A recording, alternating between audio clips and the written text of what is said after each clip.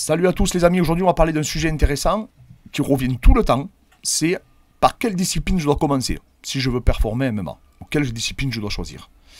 Donc je trouve que c'est très intéressant comme question, elle revient régulièrement et je vais essayer d'y répondre avec vous et d'échanger avec vous par la suite. En tout cas les amis, n'hésitez pas à vous abonner, n'hésitez pas à échanger, j'ai vu que la vidéo sur les sparring partners, il y a eu vraiment, c'est bienveillant, chacun donne ses arguments, c'est constructif, on est une super communauté et je vous en remercie, franchement voilà. Déjà, ça c'était un petit remerciement, c'est des super échanges et j'apprends beaucoup à vous voir débattre. Sachez que même les anecdotes que vous donnez, tout ça, je trouve ça hyper intéressant les amis, donc merci encore.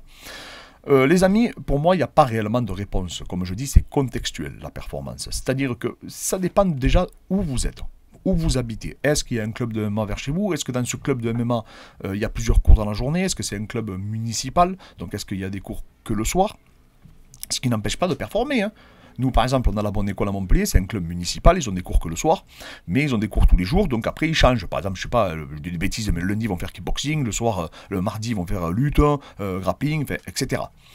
Voilà, ça ne va pas vous empêcher. Maintenant, c'est sûr que si vous travaillez à côté, c'est toujours bien d'avoir un club qui fait que ça. Pourquoi? Parce qu'il va y avoir plusieurs créneaux dans la journée, donc le midi vous pouvez faire grappling, le soir kickboxing, etc. Maintenant, si vous n'avez pas ça, souvent on dit il faudrait attaquer par la lutte. Ouais, mais ça, les amis, c'est plus facile à dire qu'à faire. C'est plus facile à dire qu'à faire. Pourquoi? Parce que des clubs de lutte en France, il y en a très peu. Et en plus de ça, même si vous faites de la lutte, le temps de la transférer, peut-être que vous allez mettre je ne sais pas combien de temps à pouvoir la transférer au MMA. Parce qu'il faut donc avoir votre club de lutte, faire du MMA à côté. Enfin, c'est assez compliqué de trouver un club vraiment voisin où il y a beaucoup de jeunes, où il y a beaucoup de sparring. Souvent, comme je vous ai déjà dit, en lutte, quand on attaque, on est des mecs qui ont lutté toute leur vie. Et souvent, en MMA, les mecs que vous allez affronter, c'est pas forcément des mecs qui ont lutté toute leur vie. Ils ont une lutte MMA, une lutte un peu différente. Donc voilà, donc c'est sûr que si vous commencez la lutte tout jeune, ça peut être un point fort, mais au même titre que la boxe. Pour vous donner un exemple, aujourd'hui, il y a plus de champions qui sont issus de la boxe à l'UFC que de champions qui sont issus de la lutte. Donc il y a vraiment un turnover, hein, on peut s'apercevoir, même si pour moi ces disciplines, ça reste la plus importante tactiquement, mais aujourd'hui, avec la modernisation du MMA, maintenant tout le monde sait défendre, tout le monde sait scrambler, tout le monde sait travailler du dos pour se relever, etc. Donc ça devient compliqué de faire un choix. Après, bien sûr, chaque entraîneur a sa sensibilité, c'est-à-dire que lui va orienter l'entraînement par rapport à une discipline qu'il affectionne particulièrement. Je pense, par exemple, Cyril Diabaté, lui, il vient du striking. Donc, dans son enseignement, on s'aperçoit que beaucoup de ses élèves sont bons debout. Vous allez avoir Beto Ramos, lui, de la Rive à Nantes, donc le club d'Abdoul, lui, il vient du jiu-jitsu brésilien. On peut s'apercevoir que souvent, ses élèves sont forts au sol. Voilà, en fait, on a chacun une identité, d'accord, en général, hein, même si on essaie de rendre les combattants le plus complet possible, mais on a quand même une sensibilité qui ressort à travers notre enseignement, et c'est d'ailleurs ça qui était très intéressant. Sinon, on serait tous les mêmes et il n'y aurait aucun intérêt du coup d'aller échanger avec d'autres entraîneurs et du coup de faire des oppositions parce qu'on aurait tous le même style et tous le même jeu. Et là d'ailleurs ce que je trouve c'est qu'aujourd'hui il y a des combattants un peu atypiques comme Jiri, comme Adesanya, des gens un peu voilà, artistiques, et bien je trouve ça très intéressant pour notre discipline parce que ça permet de l'élever. Voilà, depuis l'ère de Conor, etc. On a un peu ces combattants un peu atypiques avec une nouvelle gestion de distance que je trouve très intéressante pour nos disciplines. Donc voilà, comme je dis, ça dépend où vous allez tomber. Si vous êtes au fin fond de la campagne, qu'il n'y a qu'un club de boxe anglaise par exemple, et un club un peu plus loin de jiu-jitsu brésilien, mais faites ça, bien entendu. Après, ça sera à vous d'adapter, vous demandez à des amis avec qui vous tournez en jiu-jitsu brésilien ou en boxe, écoute, moi je veux me lancer dans le MMA, pourquoi pas faire le samedi et le mercredi, ou tous les samedis, viens, on drill, on essaie de travailler les transitions, tout ce qu'on apprend, les compétences qu'on apprend en boxe, en jiu-jitsu brésilien, on essaye de les adapter, de les transférer, et du coup, pour pouvoir performer par la suite dans le MMA. Si vous avez qu'un club de boxe, ben faites de la boxe. Après, vous discutez avec votre entraîneur. Vous voyez, s'il est intelligent, il n'y aura pas de problème. Il va vous dire, bon, mais écoute, je vais penser à ça. Quand je sais que tu fais de la boxe pour après derrière transférer au MMA, donc je le prends en considération. Pareil pour le jiu-jitsu brésilien.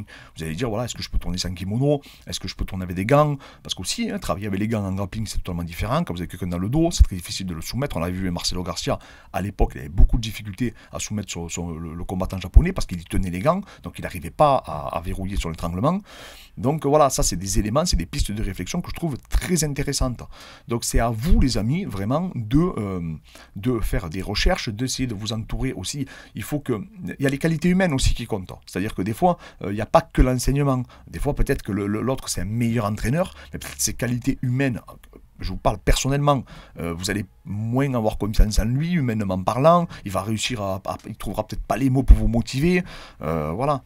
Après, il y a le choix. Est-ce que je vais dans une très grosse structure, où là, j'ai beaucoup de ressources humaines, ou est-ce que je vais dans une petite structure un peu plus intime? Ça aussi, c'est quelque chose qui est... Je vous l'ai déjà dit, j'ai déjà fait une vidéo sur le sujet, tout est défendable, tout est justifiable.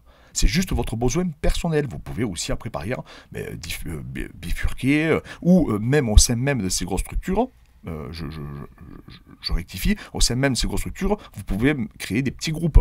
Dire à quelqu'un, bon ben écoute, là on fait le sparring, tu vas 2 fois dans le sparring, donc le mardi, vendredi par exemple, est-ce que nous à côté on peut travailler nos drills, etc. etc.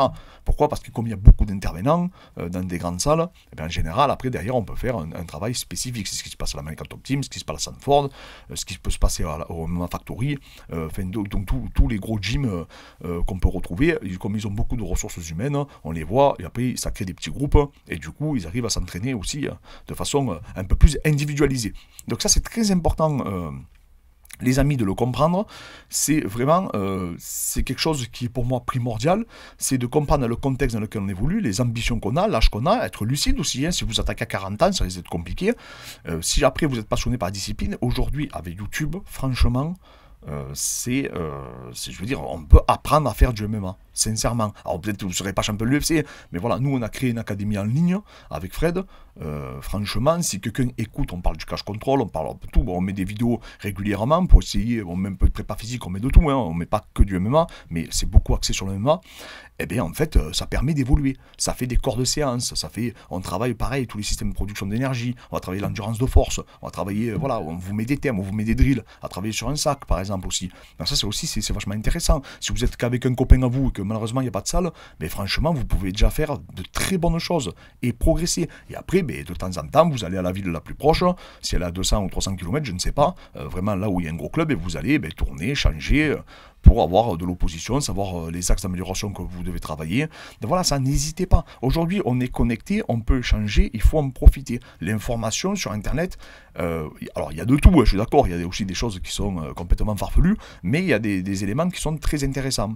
Donc voilà, et donc profitez-en. Voilà, essayez de vous instruire, essayez vraiment de vous éduquer à travers les vidéos. Donc voilà, je trouvais que c'est une vidéo qui était intéressante. Pour moi, il n'y a pas réellement de choix. Le mieux, ça serait de trouver une salle où il y a tout qui est enseigné, bien entendu, avec des entraîneurs de qualité et en qui vous allez faire confiance. Maintenant, c'est pas facile à trouver. Des fois, voilà, avec le travail et tout, les horaires ne correspondent pas. Donc, faites au mieux et surtout, pensez toujours à adapter. Et aujourd'hui, avec tout ce qu'on peut retrouver, toutes les informations qu'on a sur Internet, on peut vraiment individualiser sa préparation. Même n'hésitez pas à déléguer s'il faut. Et ça fonctionnera, il n'y a pas de raison. Donc voilà les amis, mettez-moi en commentaire ce que vous en pensez. Vous aussi, mettez-moi en commentaire des disciplines dans lesquelles vous avez évolué, par lesquelles vous avez commencé, ça m'intéresse, parce que j'ai trouvé beaucoup très intéressant l'échange que vous avez eu sur les sparring, et votre opinion aussi sur le sujet. Quand c'est des échanges comme ça, je pense que c'est vachement constructif, et je lis tous les commentaires, sachez-le. Merci encore à tous les amis.